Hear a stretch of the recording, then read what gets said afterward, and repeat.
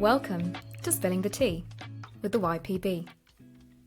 Hi everyone, welcome to another episode of Unfiltered STEM, and this is the Spilling the Tea segment.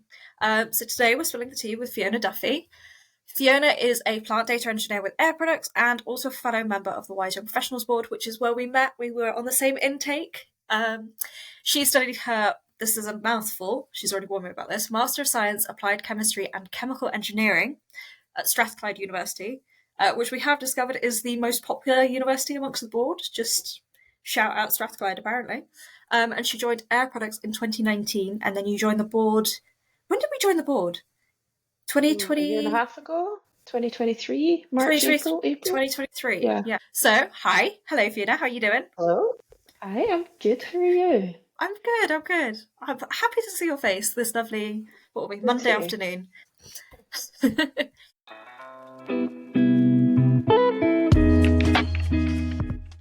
So we're going to jump straight into the first question. How would you describe yourself in 3 words? First one, I'd probably start with one that other people would agree with, but maybe wouldn't tell me, which is I'm very blunt. I get to the point. It works in my favour quite often because I was speaking to one of the senior managers in work recently, and he was asking what can be better, what can we change, what can we improve, and he pretty much at the end of it was saying he likes speaking to me because he knows I'm telling the truth, and he knows I'm going to tell him like it is, even if it's not good. Which, from my side, I just don't see the point in lying. I can do the corporate, put the thing on, wrap it up nice and pretty if I have to, which you have to quite often at work. Yeah. But I just don't see the point in lying. It doesn't get you anywhere, and it takes so much time. I agree. So, yeah. My thing is I'm such an awful liar that it's just disrespectful to anyone I lie to because they know straight away that I'm lying. You can tell. So there's even more no point. I also just think, I agree with you. I just think there's no point to lying. The truth will always come out. Yeah. So, I would definitely agree with the blunt. I think when I first met you, I think you were quite quiet. And then sometimes you just come out with, no, this is a bad idea. And I'm like, oh, okay, that's... Yeah, that's not, I guess maybe that's when the board would describe me as quiet, which is not when I normally get told, which is when I think Steve said that to me in a meeting once, and I think I told my mum and she went, no. So from that as well, sometimes I kind of keep still a bit and then just come in with, why are you going to do that? Who's it going to benefit? And but you need that person questioning it. Yeah, sometimes it rubs people the wrong way, and other times they're like, oh, yeah, okay, that'll save us time, just messing about. Yeah. So, yeah, blunt. Not again. Not rude. Nice. I don't think you're ever rude. I try not to be. Word number 2. I'm going to kind of listen to Jessie's Spilling the Tea today. I'm going to steal this one because I agree with it, not just because I'm copying, but reliable. And because Jessie used the example of she would drop anything to drive to her friends if they needed her, and I would do that. I've said that to my friends. I would drive to Glasgow if they called me right now and said they needed me, and I'm in London. So yeah, friends and family can pretty much. It's like my dad always jokes that I am he knows if he phones me, I'm going to pick up. If no one else picks up, I'll pick up the phone. And I guess the same as work. I'm always in the office, so everyone always sees me. So then everyone always goes, "Oh, Fiona can do it. Fiona will be there. She'll get it." Which sometimes is. Does Fiona really want to be doing all of this? It could make you quite busy, but yeah, I'd say reliable, and the fact that if people say, "Oh, Fiona will be there. Fiona will do it," and they probably will. Yeah. And the last one was struggling, and this one I feel like people who know me would probably say it needs explanation. Maybe it's a controversial one for me. I'm going to say optimistic. Controversial because I complain a lot. I love to complain. I love to vent. Everyone loves to complain. Everyone loves to complain, love to vent, but I'm still generally quite positive. I'll get really stressed and really anxious, and I might do the everything's gonna go down the drain, it's not gonna work. But I try not to be this is the worst thing that's ever happened to me. I'm still quite we'll work it out, we'll get there. I might get stressed on the way, but we'll get there in the end. It'll sort itself out, or I'll sort it out. Someone has to, I'll do. Same with I don't know, I did it a lot for school, which was probably from parents as well, of always aim for 100%. If you don't give it your all, you're not going to get there. If you aim for a 70%, there's no way you'd get 100 because you're not even trying. So Yeah. like, yeah, quite optimistic on the giving it a good go. It also sounds like a bit of perfectionism there as well. Possibly. Little bit, little smidgen. Little I bit. I feel like I'd agree with the uplifting because when I started my new job, I was really struggling with moving, and like it was just a really chaotic time, and we'd have our weekly meetings, and I would come away from it feeling very like buoyed, very uplifted, very like, Mhm. okay, it's really hard, but I can deal with this. And I think like, in a Yeah. realistic sense, like you didn't just like gas me up for the sake of it. You really Yeah. like encouraged me to keep trying and keep going with it, even when I was like in the trenches with it. Yeah, like sometimes it sucks, but it's the whole point of I don't like when people say the universe will work itself out. I'm not a fan of that so much, or I'm also not a fan of things happen for a reason. Things happen Mm. because I'm doing it and I'm giving it a go. Yeah. Like that's why, and things have happened because you've given it a go. So yeah, in that sense, like I'll work it out because I'm gonna have to. I'll get there in the end. I love that. Oh, really love getting to do these like little chats one on one because it's finding out what makes people tick. I genuinely find it really Yeah. fascinating. Okay, how did you get into your job, and then what makes you stay? I feel like you might need to go back and explain why you chose your degree as well in this one. Ooh. Actually, this came up a tiny bit, the tiniest bit. This came up at the WISE conference when we met Princess Anne. Yeah, she like spoke a tiny bit about getting to know early on what an engineer is, like using the words of like a mathematician, an engineer, like anything technology based, and using the words early on. And funny enough, I knew what an engineer, well, I thought I knew what an engineer was. I had a totally wrong idea. I come from a family of engineers, but a family of probably more on the civil engineering side, a bit more practical engineering, like traditional engineering. As in like my pappy and my grandpa is what I aspire to be as an engineer. You can fix anything. You can do literally everything as an engineer. But probably as a child, it gave me, or a young adult, it gave me the idea of like the engineer was the getting dirty and a bit of machinery. Mm. Um, so I was like, nope, not interested. People came to the school, do you want to do engineering? Nope, I don't want to do that. That's not for me. And then I went to an open day at uni because it was a day off school and went to Strathclyde. Yeah, it was a good As soon as you excuse. said the same thing, It was a good excuse to go. But then we Strathclyde went doing into these really amazing open days apparently. yeah. Well, it was Strathclyde and Glasgow, and now actually I can't remember which uni it was. One of Strathclyde and Glasgow. They but one of them got the liquid nitrogen out and made a banana into a hammer and used it to hammer a nail into a bit of wood. And it's like, oh, this is interesting. Obviously, they whip out the fun stuff for the open days, but it's kind of a full circle moment because I work in cryogenic liquids now.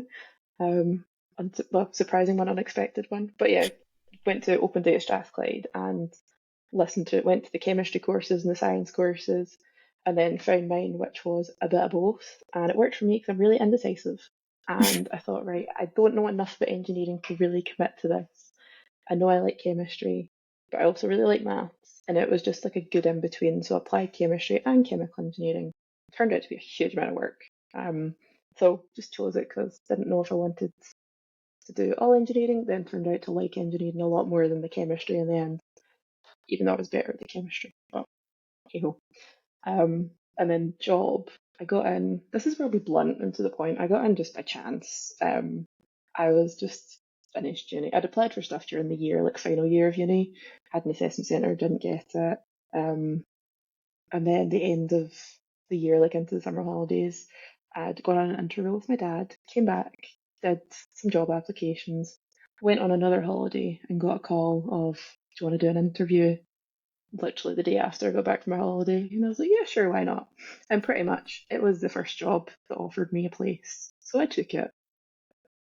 Just seemed like a good idea at the time. So when people might exaggerate a bit and say, they loved the industry and they wanted to go into it. I found a job. I thought, job doesn't have to be forever, it's a good start. However, you That's have how I since got where I stuck there am. for 5 years. Yeah, 5 years, start of this month. Yeah. But yeah, it stayed because did the grad scheme. So similar to quite a few other companies, I think grad scheme was 3 years, and each year was a different role. It was a really good opportunity to do a bit of something with very low commitment. which again, as an indecisive person, loved. Um, First year, absolutely hated it. Got like a really mechanical job, didn't have a lot of support. It was COVID, wasn't loving it. Second year, moved into like a way more chemical role, absolutely loved it. Great manager, just really enjoyed it.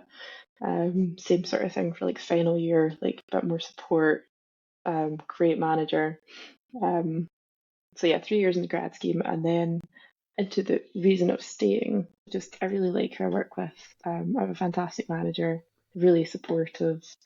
I've had what I still think is quite a good like progression early on. Like 2 years off as a grad scheme now, and I was supervising after a year. So a year off as a grad scheme, did some work where I was like a single point of contact. Like I got given some quite big named roles, I guess, at the start.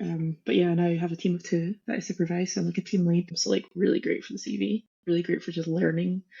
And yeah, really supportive manager who really helps with when I go, how do I teach people? How do I get people engaged? How do I do this? He's really like realistic and really helpful for that. So I feel very comfortable using it to learn. I work in operations, found that I just quite like working on the stuff that's actually happening. But I just quite enjoy seeing stuff that's actually running.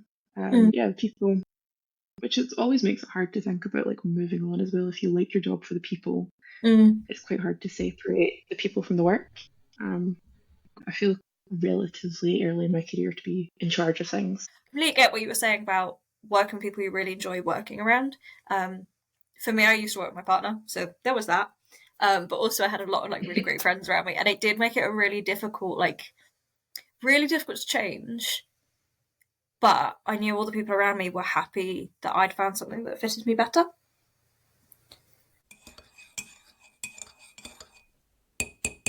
So, what is it that gets you out of bed in the morning?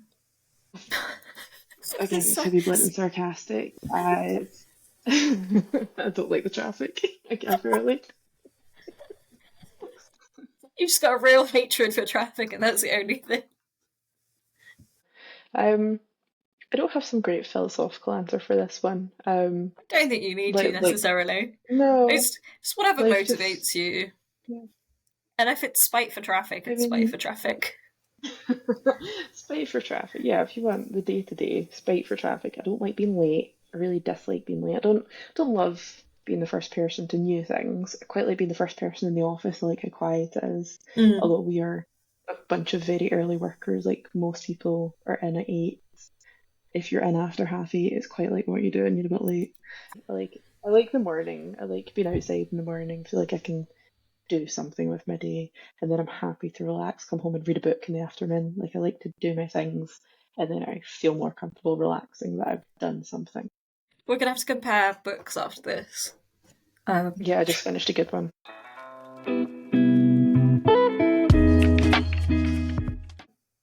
so, what would 8-year-old you think of your job and your life now? Mm. I mentioned this question to my partner, and my answer was, but my job probably didn't exist when I was 8 years old, and he told me to stop being so literal. Do you know my dad So told me the exact same thing when I was 8 and asked, "What do you think I'll do when I'm older?" And he went, "Your job won't exist yeah, yet." yeah, like not in the sense of like going back to the basics of what the job is. It probably existed in some format, but yeah, the nitty gritty of the job wouldn't have existed. It's like I work on in-house developed software to monitor performance of cryogenic liquid plants. Like yeah, it's not something I would have ever come up with. Um, I think as an 8-year-old, I would not be surprised that I was in charge of stuff at this point. Um, I actually make a Imagining real younger you, I can see this absolutely. You are like in charge of the student union sort of thing. I actually I'm pretty sure I wrote in my high school yearbook, like, where do you see yourself in 5, 10, however many years it was, and I wrote in charge of something important. Uh, I don't know that it's important, but I'm in charge of things. I think that wouldn't surprise me. Um, I think the people yeah, you're in charge I, of would argue that they're important. true, good point. Very good point, B. Yeah, sometimes you get a bit like, I'm just typing away numbers on a screen, you kind of forget. everything else that goes into it some days. But yeah, industry wise, like wouldn't have had a clue what industrial gas was. Still quite big to explain. But in terms of like technical job, yeah, probably also wouldn't be that surprised. I was always quite good with maths. Mm. I probably would have expected maybe a bit more like working in a lab in chemistry. I'm trying to think, 8 years old. I probably thought I was going to be a teacher or something at that point, so I'd probably be surprised it wasn't something like that. But I don't really have patience to be a teacher. People tell me I'd be a good teacher, and I was a good coach. I was a fantastic coach. Mm. But coaching is great because the kids want to be there. For the most part, the kids wanted to be there. Teaching, the kids don't want to be there. Some Mm. days, not so good. But yeah, in terms of like technical job, yeah, I probably wouldn't be that surprised, but I'd probably be more surprised at the fact I live in England. That would be unfathomable to the 8-year-old me. Yeah, you It's live prob- like more south than I do, and I'm from the south yeah, of England. yeah. I live just outside of London, southwest of London. I think even up to university, this would be quite unbelievable to me that I'd moved to London. Even when I got the original job offer, and the interview was here in Surrey. I remember people asking me, "Are you moving there?" And I was like, "God, no! Like I'm moving to Manchester. I'm not going to Surrey. No." And even right before I moved here, I was like, "No, I'm not going to stay there. I'm not going to like it." Turns out I've been here a few years now. You like it? This is the question. I do like it, but I think the same with most young people. London is great, but unaffordable. Mm. And is it realistic long term? All that fun stuff. But, as a young person with no attachments really, like just like a lot of time recently, me and my partner have been out and we've had nowhere we've had to be, and we've just taken the bus and gone the long way just to see it, just to have a look around. It's great for stuff like that. There's always stuff going on. Just get on the bus and see where you end up and do something new. That's a really Just like great. But poetic image. I love that. I feel like yeah, I'm quite satisfied that you like the south. yeah. I mean, God, don't make me admit that I enjoy it because that's embarrassing for me as a Scottish person. But no, yeah, yeah. I mean, I miss Glasgow all the time. With friends and family there, obviously, but just when I go home to Scotland, it's London gets you very jaded. People in London are generally not that nice. People are busy and they have places to be, and it's a very like anonymous city. Like it's so big that people don't really have the time to stop and say hi.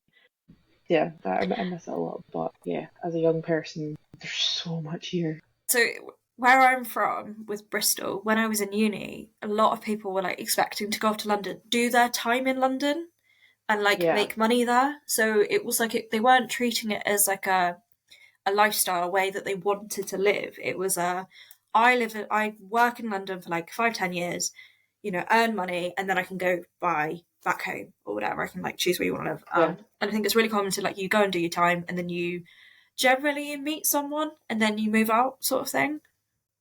But for me, I can't abide trying to make my life fit around work. Work fits around the rest of my life, which is why I'm quite grateful for like really flexible working hours, because I can just waltz in whenever I want after a class, after sleeping late, after this, after that. Um, so yeah, I think London is it's a very different vibe. There's always a hustle, there's always a grind.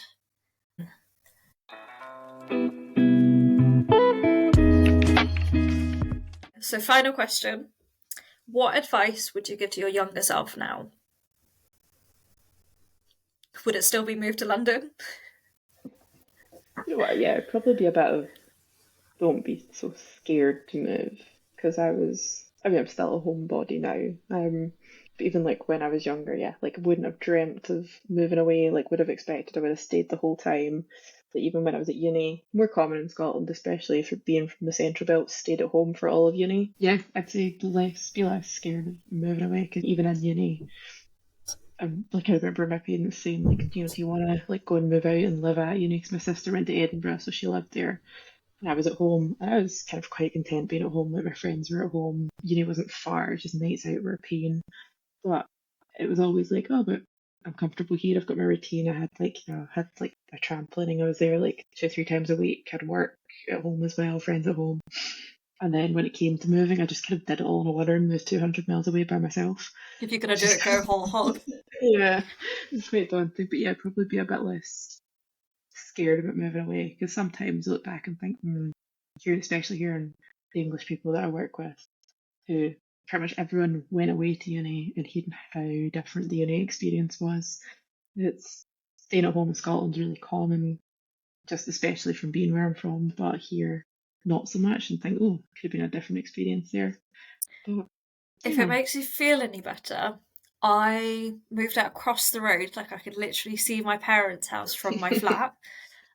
They moved away from me several years later, rude, and I went to uni in my hometown. And it was, I very much was like a homebody. I didn't really go out and do the uni experience, and I don't regret it so much because it's brought me into the path I'm on now, and that's brilliant. I'm very happy where I am, but I do feel like I missed out a little bit on something like the nights out. And then when I've seen other unis and I've seen like all the stuff that's been provided and all the courses that people like really, really, really, truly love, I am a little bit envious. I I don't think this is illegal, so I don't mind admitting it, but I snuck onto Swansea campus. I say snuck because I wasn't 100% sure, but me and my partner, that was where he went to uni. And we had a little wander around, and they've got like a library on the beach with like windows that look out onto it. And it was, I'm like, this is my dream. And he was like, oh yeah, that was my halls. It looks out over the beach. I'm like, what do you... So when I see stuff like that, I felt like I missed out. But like, as it is now, I'm happy with. But yeah, I wish, I think I'm the same. Like, I wish I'd taken the risk a little bit earlier. Yeah. No regrets, but still. Yeah, I've obviously done it now on the other side of the country. But yeah, that, and probably saying this, I'm looking at my stand mixer. I'd probably say to not forget all the fun stuff. So like I'm looking at my mixer. I've not baked that much recently. I was thinking today I've not baked in a while. I was baking quite a lot, especially like everyone did during COVID. But like I really enjoy baking. You've seen some of my cakes. Your cakes are incredible. Like the first time you sent a photo of that, I genuinely thought it was like a professional baker. I was like, oh my god, that's really cool. Fiona's like paid someone, quite a lot of money. They're not cheap. But they're not. No, it's also why it's good to make them yourself. Yeah.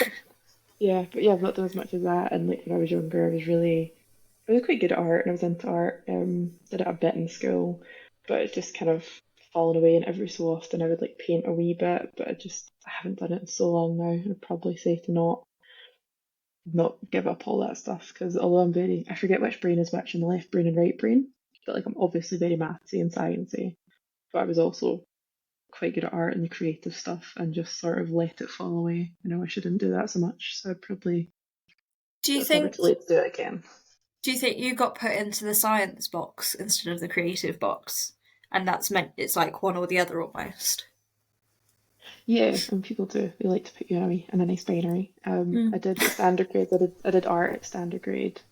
Did pretty well. Enjoyed it, and totally understand where my parents came from in this one. So absolutely, this is not a bad thing. But they said you're not doing art for hires, so like your English equivalent of A levels, the ones that get you into uni, said you can take it up again final year and 6th year, but you're not doing it for hires. You need the academic stuff to get into uni, which on that basis I agree. But when you like something and you get told you're not allowed to do it, it's not great. It doesn't feel great. But yeah, at that point it's like, okay, well, put all your eggs in the most reliable basket of the academic subjects and the maths and the science, and I ditched English as soon as I could, which was not very soon.